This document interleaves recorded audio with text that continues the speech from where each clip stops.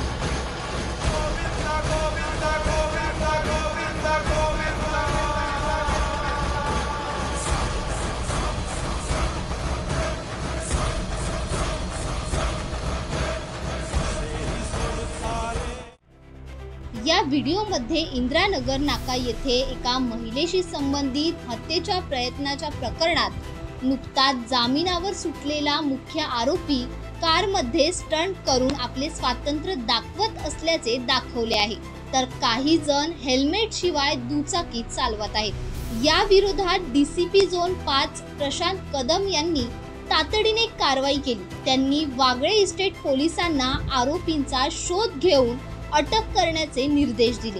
अवघ्या 2 तासातच आरोपीला अटक करण्यात आली असून वागळे इस्टेट पोलिसांनी आरोपींवर विविध कलमांतर्गत गुन्हे दाखल केले आहेत। शहीद रहीम शेख, तौसिफ शेख, इर्शाद शेख, समीर शेख, सरफराज शेख, साजिद शेख, इर्शाद असे गुन्ह्यातील आरोपींची नावे आहेत। सर्व आरोपी आंबेवाडी वागळे इस्टेट ठाणे येथील रहिवासी आहेत।